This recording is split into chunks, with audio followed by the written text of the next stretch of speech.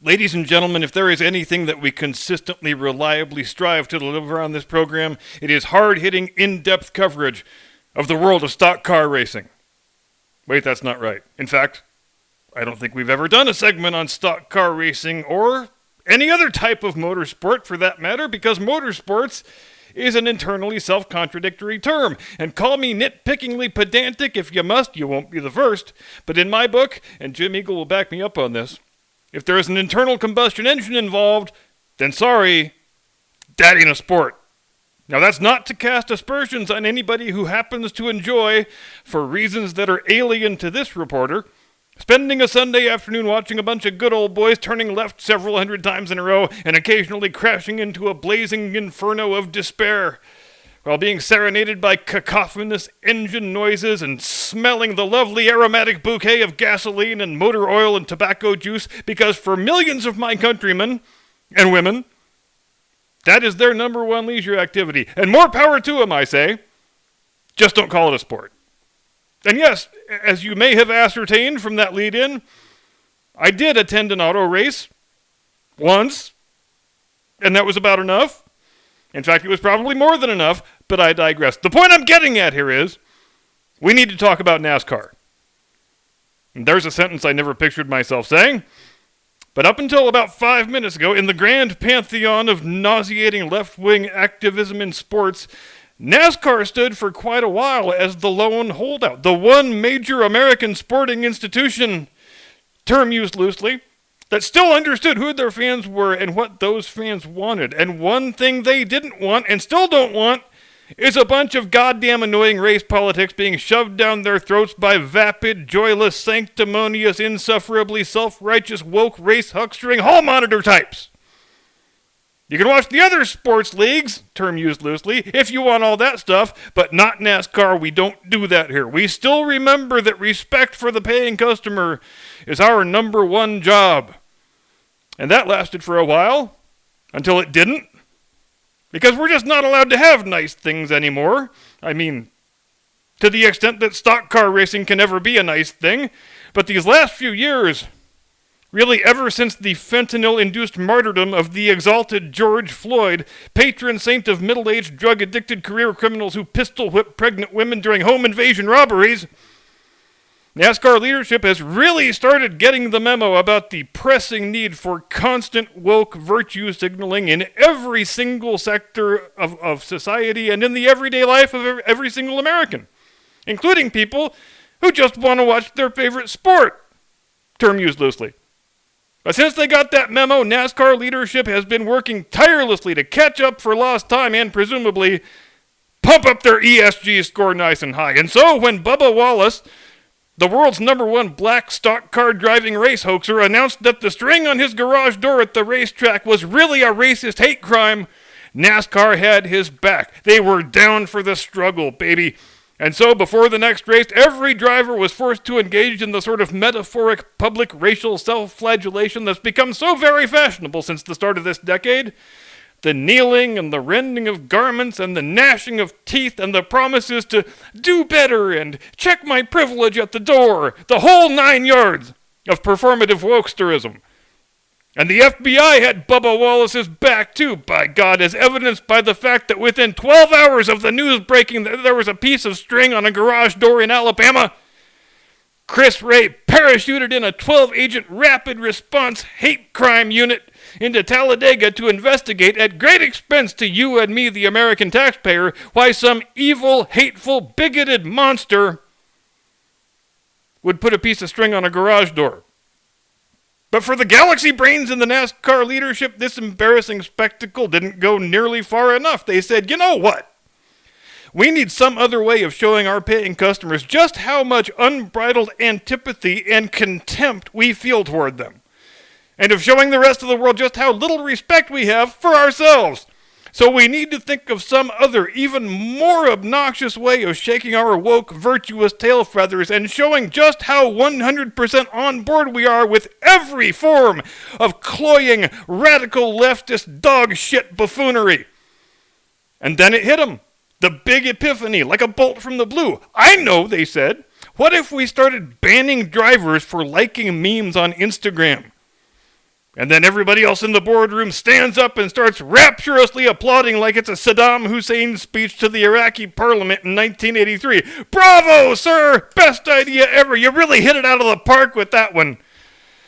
So yeah, some driver named Noah Gragson has now been suspended indefinitely by NASCAR for clicking like on a meme that was insufficiently reverent towards St. George Floyd, who is part of the official trinity of our new state religion, where it used to be the Father, the Son, and the Holy Ghost. Now it is climate change, transgenderism, and George Floyd.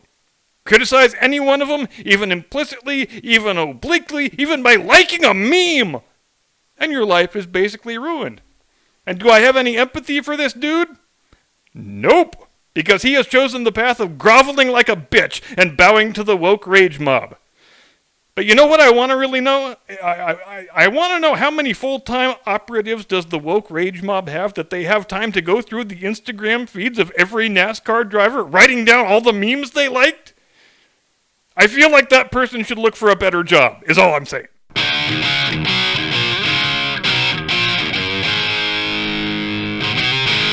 From high atop the battlements of Castle Curmudgeon, where sensitivity training means learning how to take a sword through the eye and keep right on fighting. Good evening, Mr. and Mrs. America and all ships at sea. Welcome to the program. I am your eponymous host and humble servant. And as you may have heard, in February of last year, after being enthusiastically encouraged to do so by the corpse of Joe Biden, Russia invaded Ukraine.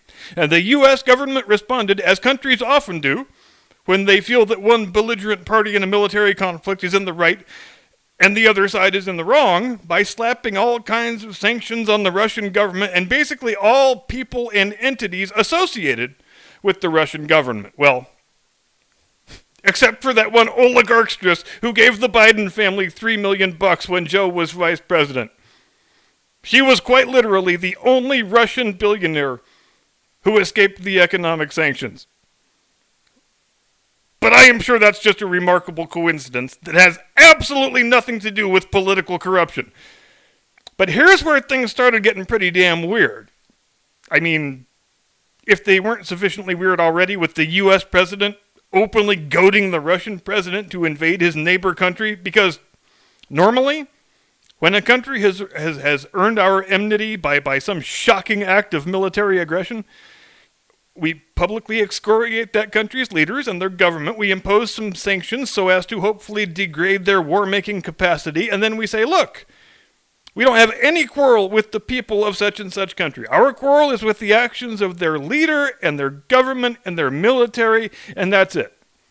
We heard Reagan say it when we invaded Panama. We heard George H.W. Bush say it when we went to war with Iraq the first time. We heard Bill Clinton say it when we went to war in Yugoslavia and then Somalia. We heard George W. Bush say it when we went to war with Iraq the second time. We heard Obama say it when we bombed Libya.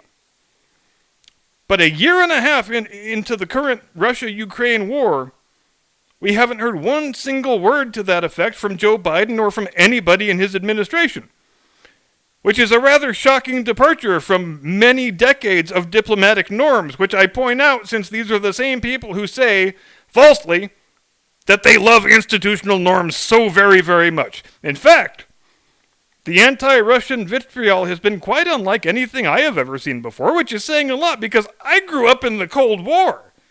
Joe Biden and all of his surrogates and enablers, they hate Russia and they hate all Russians.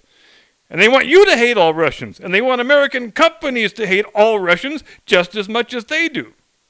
There hasn't been one word from anybody in Washington saying we have got no problem with the Russian people, we just don't like Putin and his generals, is all. In fact, it's been quite the opposite. The anti-all things Russian rhetoric reached such absurd heights of collective hysteria that being a Russian who lives and works in America effectively became against the law. Every major bank in the U.S. announced that they were freezing the accounts of all Russians, irrespective of what country they live in, what they do for a living, or what their political views happen to be, or even if they have any political views. Russian ballerinas have been fired from their jobs without cause. Russian hockey players have been released from their contracts for reasons totally unrelated to their performance on the ice. Oh, you're Russian? Congratulations, you're fired. Don't let the door hit you in your vodka swilling chest playing moose and squirrel chasing ass on the way out, comrade. And like I said, we never saw anything remotely approaching this level of state-sanctioned ethnic bigotry against Russians, because let's call things what they are, even in the darkest depths of the Cold War, when the world stood for 40 years on the knife edge of thermonuclear destruction. Even through all that, no U.S. president ever advised the American people to hate all Russians with the fiery, burning intensity of 1,000 suns, as the current president has. So where did this all come from? Does it have a singular, readily identifiable source? Why, yes. Yes, it does. And her name is Hillary Clinton. Why do I say that? Please allow me to explain in detail. Back in 2016, immediately after Donald Trump secured the GOP nomination, Hillary and her campaign started Operation Russia Collusion. All of a sudden, venerable fake news media outlets started reporting that certain unnamed sources, and by unnamed sources, that's sort of a fun euphemism for Hillary Clinton, have begun raising grave concerns about potential entanglements involving Donald Trump and Russia. There was nothing specific at first because there didn't need to be anything specific. In fact, it's better if there are no specifics. The whole point of this exercise was that Hillary wasn't beating Trump by as much as she thought she ought to be. Why aren't I 50 points ahead? And she thought she could fix it if she had a free pass to spy on his campaign. So you cook up a bunch of vague, half-baked allegations, you get some crooked former British spook to deliver a dossier full of ridiculous bullshit about hookers pissing on beds. You put it all in front of a dumbass FISA judge, and boom, here you go. Here's your search warrant. Go to town on this guy. You have got carte blanche to do any damn thing you want.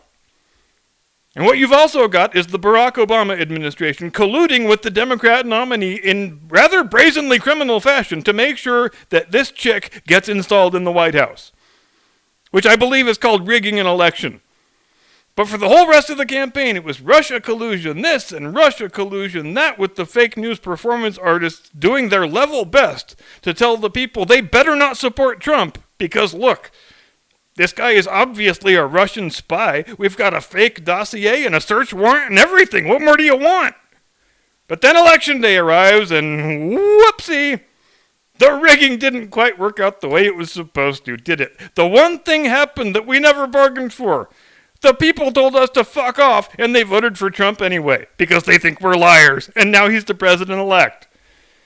So now the Democrats and the fake news media, but I repeat myself, they find themselves at an inflection point. They have three options. Number one, they can tell the truth and admit they made up all that bullshit about Russia because they thought it would sufficiently discredit Trump to the point where he wouldn't win. Number two, they can quietly drop all the Russia nonsense and just move on to something else. Or number three, they can double down on the whole thing and turn the Russia collusion volume knob up to 11 like we're in a fucking Spinal Tap movie. And I think you don't need me to tell you which option they chose. And since these are people without any capacity for restraint or any concept of limiting principles, over the next 4 years in the American fake news media, the word Russian effectively became a pejorative, an insult. All Russian people are bad. All Russian things are bad by virtue of being Russian. If you went and saw a Mikhail Baryshnikov film in 1985, you are probably a Russian colluder, just like our bad orange man Russia colluder president. If you're on the internet and you try to have any sort of reasonable discussion about, the 1,000-year-long history of events that have culminated in the current set of disputes between the Russians and the Ukrainians, I guarantee you some crazy, wild-eyed maniac with a uke flag and 2 syringes in his profile who thinks world history began in 2008 is going to immediately proclaim that you are obviously a Russian troll who must be on Vladimir Putin's payroll. But there's one really big problem with a world where Americans have been whipped into a Russia-hating frenzy by their crooked, senile president and their shamelessly dishonest, ethically bankrupt journalist class. And it's a problem hardly anybody ever mentions. It measures 358 by 239 feet. It hurtles through space at 17,400 miles per hour at an altitude of 260 nautical miles. And without constant, intimate cooperation between the governments of Russia and the United States, Everybody on board will die a horrible, fiery, violent, miserable death. It's called the International Space Station. When Hillary Clinton decided she wanted to spy on Trump's campaign in 2016, and when her Democrat Party compatriots and fake news media water carriers decided to double down on those lies as a means of hopefully wrecking Trump's presidency, I guarantee you it didn't occur to any of their dumbasses that the real net world effect might be a bunch of dead astronauts and cosmonauts, but it may yet work out that way. Because things are not all that rosy on the U.S.-Russia space flight cooperation front. To all intents and purposes, the ISS is no longer an international space station, but a Russian station and a U.S. station that happen to be physically connected to each other, where the crews have as little personal contact as possible. And things are not all that much better on the ground.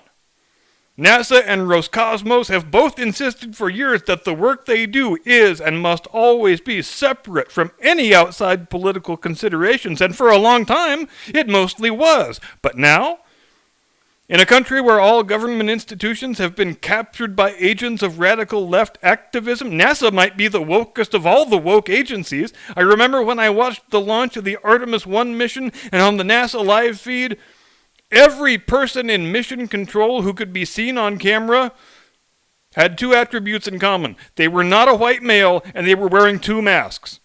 And when somebody is that enthusiastic about mask wearing, you don't even need to ask what their politics are. They have already given you the answer.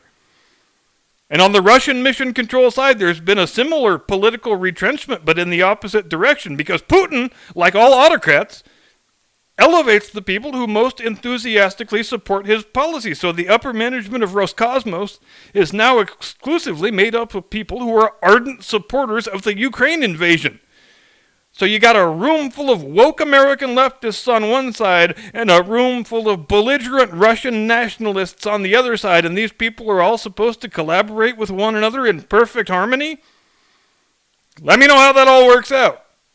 Now, if you want an illustration of just how dangerous this situation is for the men and women on the station, well, at the time of the Ukraine invasion last February, the Deputy Director General of Roscosmos, a guy named Dmitry Rogozhin, who is now the actual head of Roscosmos, he calmly told the press that if the Biden administration doesn't lift the sanctions that they have just slapped on us, then Russia's going to give serious consideration to abandoning the ISS and bringing their cosmonauts home, which they have the option of doing, and we do not.